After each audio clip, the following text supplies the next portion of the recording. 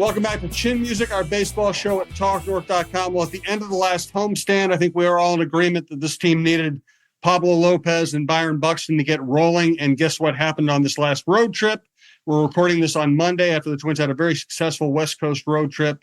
They're in pretty good shape in the playoff race. Pablo Lopez puts two really good starts together. Byron Buxton finally gets hot. Roy, let's start with you and the hitting expertise. What is different about Buxton now? Why is he on this roll?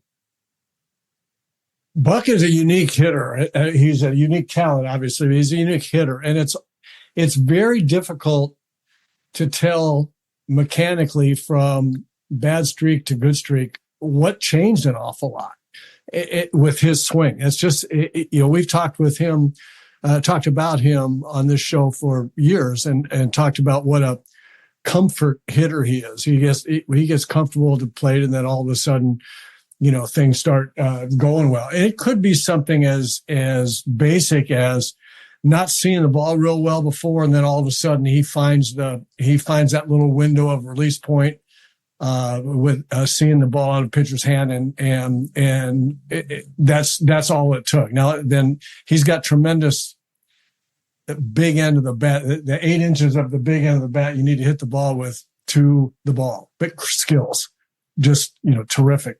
So if he's not seeing the ball well, not going to work.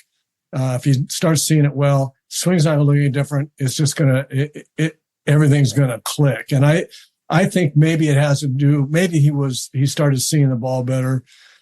Maybe it was an attempt to let the ball travel just a little bit more, and then he gets back to trusting his hands and his swing when he's not trying to pull the ball so much, and just letting the ball travel a little bit. And then all of a sudden he pulls it easily anyway. And then you start trusting your hands, trusting your ability, and you calm down a little bit. You let the ball travel. And so, it's probably a combination of those two kinds of things. LaVelle, what are you saying? You and I have both known Byron basically since he was drafted. How much of him going on a good streak is, his mentality, his ability to relax in the batter's box? Yeah, I think that's part of it, Jim. And I think another reason why he's relaxing more is that perhaps he's feeling physically better than he did a month or at the beginning of the year.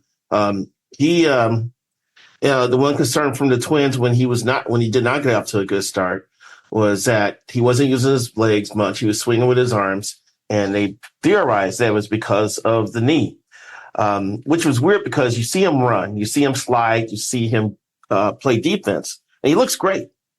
But there's something that was going on with his loading at the plate that maybe that knee wasn't allowing him to do. And maybe he's had a breakthrough there, and he's feeling better because you see the power return, you see the ability to drive the ball. And, when he's hitting the ball up the middle, it tells you he's in a good spot. And all those things are happening to him right now. I think in the last 19 games, he's batting .343. And that's as impressive of the run I've seen him on since he's come up from the minors. So, and if he can stay healthy. And the other thing, too, we have to celebrate the fact how many games he's played so far this year. Despite, him struggling, he's been on the field for the most part. I think he's played in 60 games. So he's on a good pace here to be a key factor for this offense going forward.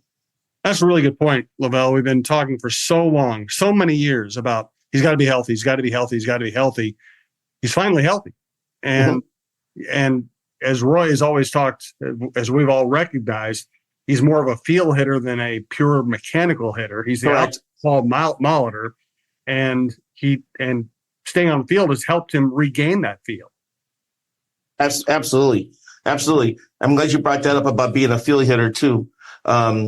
See ball, hit ball. He's not big in analytics. I know Carlos Correa tries to show him numbers and stats and how people are approaching him. Buck rather just get in the box and let his just see the ball and let his natural mechanics take over. And that's something that works for him. And he's found that spot now where he could be a force at the plate again. And it's huge for the Twins as they try to remain in the playoff hunt.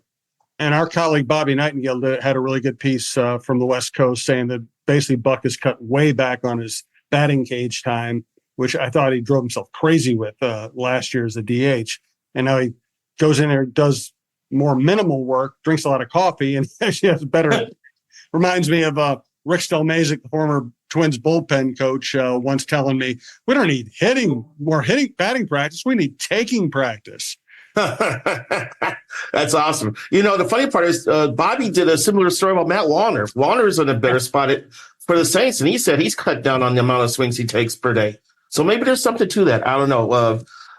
Roy could probably chime in on that. How much swinging did he do when he was playing? Let's get to Roy on that. Let me reintroduce the show here. This is Chin Music, a baseball show at TalkNorth.com. We're coming to you from the Aquarius Home Services studio. We want to let you know we're sponsored by Your Boat Club, Minnesota Masonic Charities, Twill in the Edina Galleria, and Shoe Vision Institute. The lineup is Roy Smalley, former Twins star, current Twins broadcaster, LaVelle Neal, Star Tribune columnist. I'm Jim Souhan, also from the Star Tribune. Davide Rossi is our producer. And best way to listen to this show or any show at TalkNorth.com, please subscribe to your favorite podcast app. It's free. It's the easiest way to listen. Roy, how much extra hitting did you take, and did you find it beneficial? Yeah, I tended to be a cage rat. I mean, I did like swinging the bat, and I worked at it, an awful lot. I can't really answer the question about how much is too much and how much does it affect you. You swing. This is another classic mock story. This is just really quickly, but in 1977, I had a little over 700 plate appearances. Played 158 games at shortstop and had a little over 700 plate appearances. And I took a lot of batting practice and all that. And final game of the season, we're playing in Milwaukee, and I'm not in line if we get there. And I kind of looked at Gene, and he said, in classic Gene style, I swung a 32-ounce bat. So, for 700 plate appearances, Mock says, "You've carried 1,400 pounds of lumber to the plate this year. That's enough." You did the math. That sounds like Gene Mock. Yeah.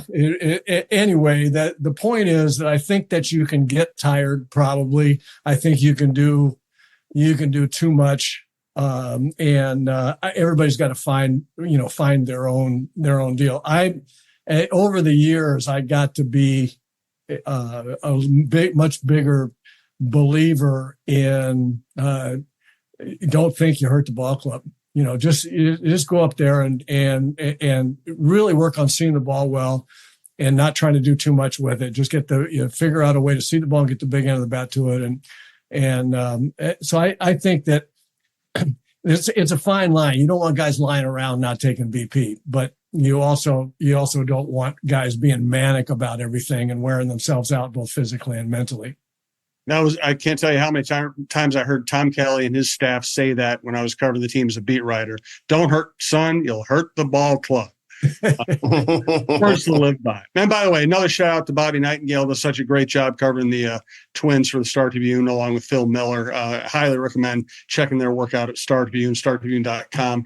Pablo Lopez got it rolling. Once again, I'll start with Roy and kind of the inside baseball view. What are you seeing that's different or better about him right now?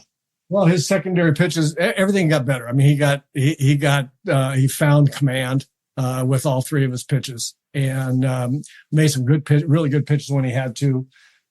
Everything was better. Fastball less in the middle of the plate, sweeper better.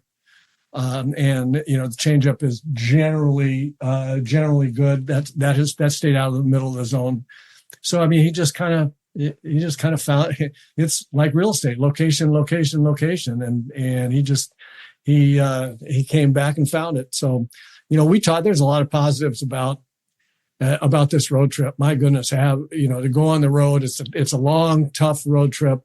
To continue to swing the bats the way they did. They lost a tough ball game in Seattle, late.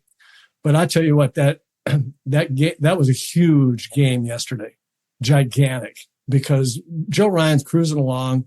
He probably wins 3-0 if he can field his position at all. And the roof kind of fell in. Of course, Byron lost the ball in the sun. I mean, it was very, very strange way to get the game tied up. But then for them to come back, Larnick to hit that home run, that a little mini positive in that. I mean, just another step for a young player, an 8th inning 2-run game winning shot. Everything builds on top of success. And for them to go to 6 games back, after they just had a 10-game road trip, have that kind of road trip to get there, come back and win that game yesterday when it looked like, God, this could be an awful loss. That's just a hugely positive road trip. The sweeper was such a big pitch for Pablo last year. He had a lot of success with it, and it gave hitters fits. And the beginning of this year, he just didn't have it. He didn't have the good location, and I don't think it was a sharp, but I think you saw a better sweeper the last 2 outings. I know Roy touched on that, but I'm going to drive home on that a little bit harder. I just think that's been huge for him, and it's allowed his other pitches to be more effective. And another pitch that a hitter has to worry about, swings the advantage to the pitcher a little bit more. So, 2 walks and 23 strikeouts in the last 2 outings. That's the Pablo Lopez that the Twins need. That's the Pablo Lopez I think the Twins expect. And he's coming through on that end. And that really, with Bailey over the way he's performed, and Joe Ryan and Simeon Woods-Richardson, that's a solid 4. That's going to get you through the bumps and grinds of a season. This Twins team, they're on pace to win like 90, 92 games. And it gets overlooked because, 1, how inconsistent they played, and 2, the Indians are playing out of their minds. I can't see them winning 63% of their games the rest of the season. But with Buxton and Pablo performing at the way they're capable of performing, that's a big development for this team going forward. No doubt about it. Let's get more into that. And Royce Lewis and Vasquez. I want to talk about Vasquez a little bit. Do want to thank a couple of our major sponsors here. We're coming to you from the Aquarius Home Services Studio. We want to thank Your Boat Club. Got the winter blues? Start planning your summer. Plan on fun and get out in the water with Your Boat Club. Your Boat Club offers boat club memberships and daily rentals with access to over 40 bodies of water and over 400 brand new boats to enjoy. Whether you want to cruise on a pontoon, create waves in a speedboat, or reel in a big one on a fishing boat, Your Boat Club has got you covered. Unlimited boating memberships are available now, starting at just $1.99 a month after a one-time initiation. Life is better on the water. Find out more today at yourboatclub.com. We also admire the work of Minnesota Masonic Charities. When people think of the Freemasons, they often think of secret handshakes and unusual hats, and of course, the pancake breakfast. Minnesota Masonic Charities would prefer that you think about the work that they do right here in our community. Places like the Masonic Cancer Center at the University of Minnesota, or the Masonic Children's Hospital and the Masonic Home in Bloomington. They are just a few examples of the important work that the Freemasons support here in Minnesota. As part of the largest fraternal organization in the world, Masons have consistently answered the call when it comes to charitable needs. We look forward to learning so much more about their many programs here in the weeks to come. Tell you about the rest of our sponsors in a little bit here. I got to say, too, we talk about the tough loss on Friday night, Roy. Vasquez, I understand hitters are going to slump. He's having all kinds of trouble.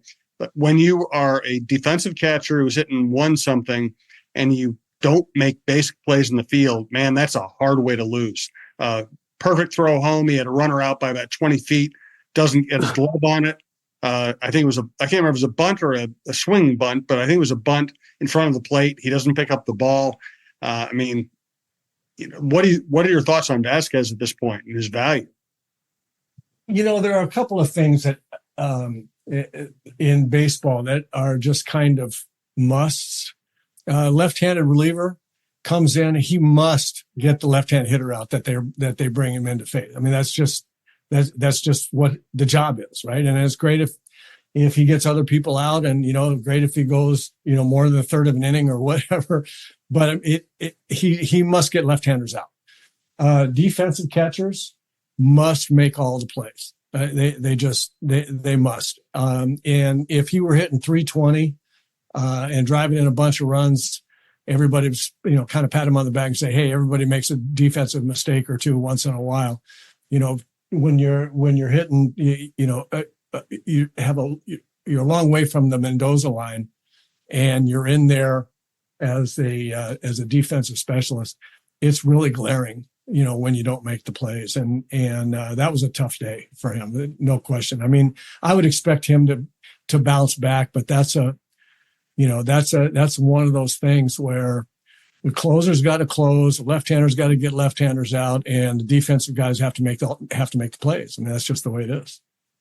LaVelle, they just pretty much going to stick with him because they're paying him because he's been through it all before. Do you see an alternative someplace? Well, today is July 1st, guys. And every July 1st, Bobby Bonilla gets $2 million from the New York Mets.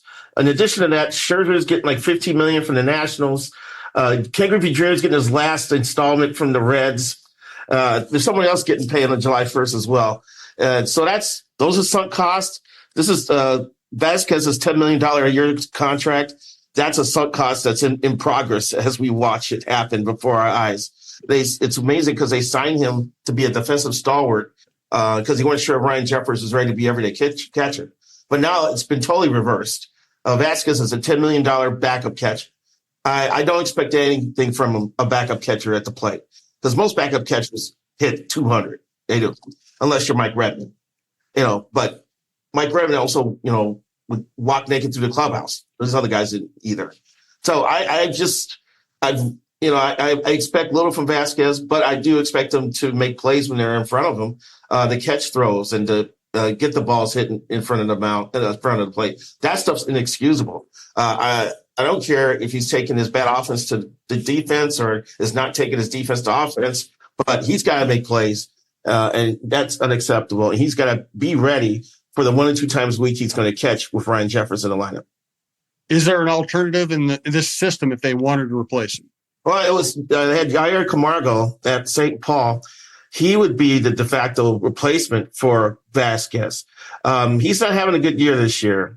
He was pretty solid last year, and with big time power. I think he hit a 480-foot homer for the Saints last year. So I want to see him swing. I want to see him run into one. He would be the best bet to call up and replace Vasquez if the Twins decide to make a move there.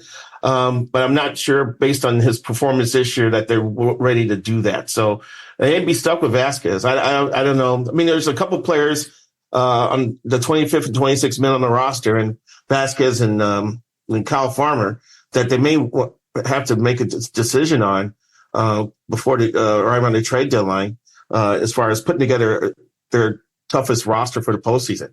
Because, Brixley continues to hit for the Saints, and the easy move would be to get him on the roster at Farmer's expense. And maybe the Twins would look into bringing in a better backup catcher. But once again, if you're looking for a backup catcher, you're not looking for someone to provide offense. You're looking for someone who can not screw up defensively. Well, that's what I was going to say, LaVelle. It sounded like you were talking about him not having a great year offensively this year. I don't know. I haven't heard anything about his defense. I mean, but if he was a good defensive player, I think the decision would be easy. It doesn't matter what he's hitting. We got no guy not hitting anyway. And so it's a question of if he could play defense well enough, then he would run into one every once in a while, as you say. And so, I mean, I don't know anything about his defense, but I think it's a backup catcher role. I mean, that's the biggest, the biggest criteria. Yeah, Absolutely. Let's get more into that. I also want to talk about Royce Lewis, among other things here. I do want to let you know that I just needed a few things. I needed a new pair of jeans. Went to Twill in the Dining Galleria. I walk in. I said, I want some jeans. I'm thinking about this brand. The guy working there, it's all veteran staff. They've been with Scott Dayton forever. They know the shop. They know exactly why Scott has each brand handpicked in that store.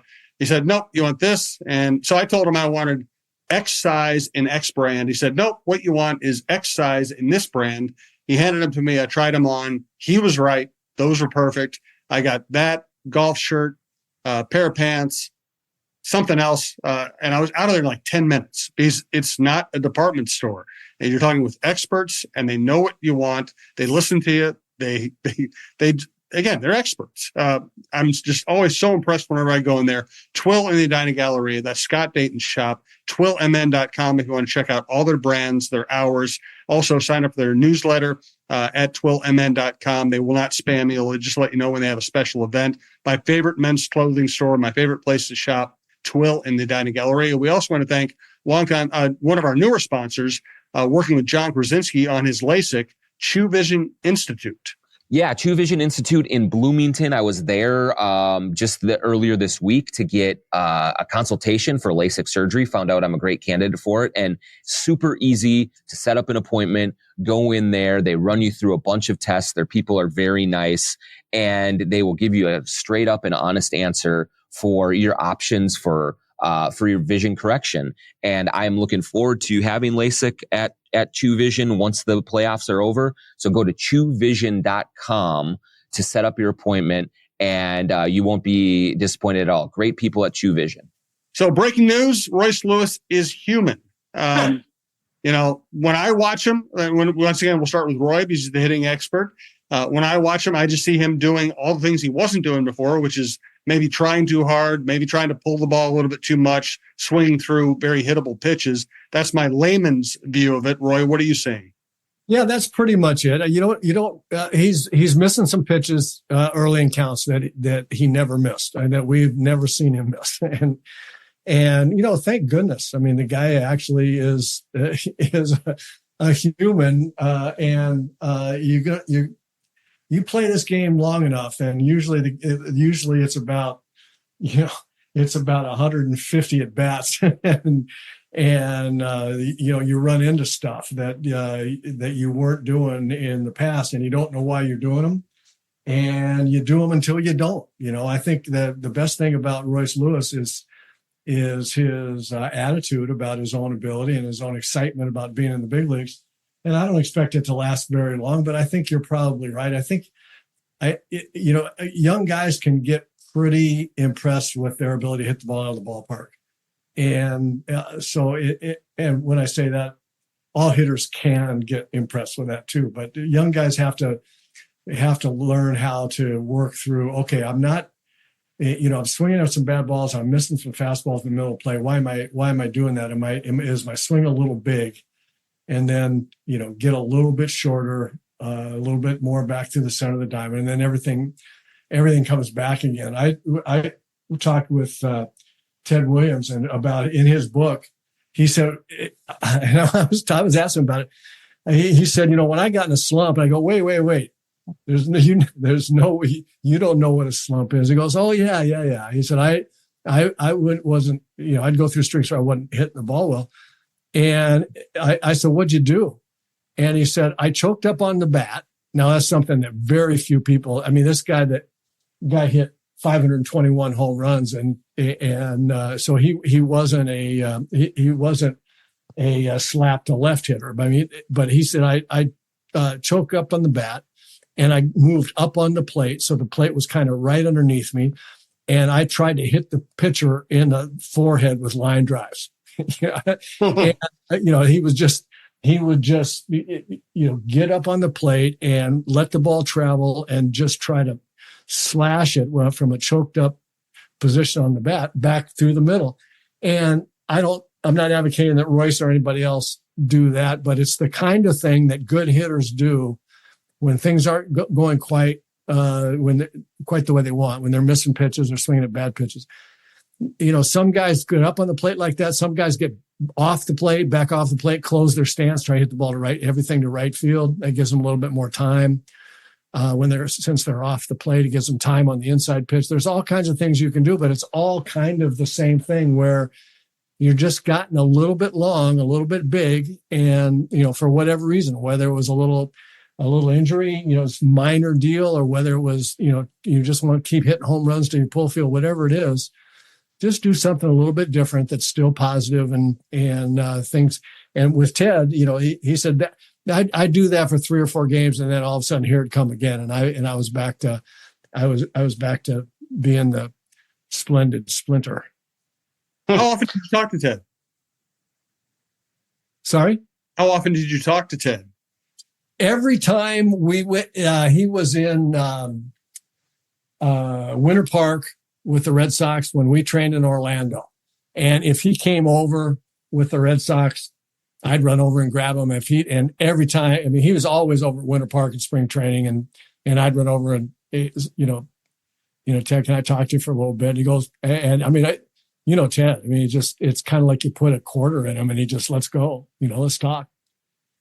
The thing that I just love Royce Lewis's infectious attitude about things, because I think the comment he made a few days ago was slumps. I don't do those, so in his mind, he's not slumping. And I think that's a great attitude to have, just to avoid making things worse. So I expect Royce to break out of this, pretty quickly. I think he's like one for his last 23 or 24 or something like that. That's a slump. Oh, by the way, LaVelle, that's a slump. I know. He says he's not slumping. Jim covered Kirby, and you couldn't bring up the S word to Kirby because he'd have a fit. But Royce, goes about it totally different in terms of dealing with a 1 for 25 skid or whatever it is.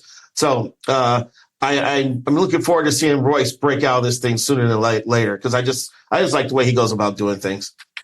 I'll also say I think what Royce was trying to say is that don't accept that you're in a slump, or don't talk yourself into being in a slump because you have a couple of bad days. Don't be so paranoid about a lull that you turn it into a problem in and of itself. Of course, he's in a slump. He's in a terrible slump right now, but he's, I like the idea that he's trying not to compound it by pouting. Correct. I think I was trying to say the same thing. I just wasn't as eloquent as you were.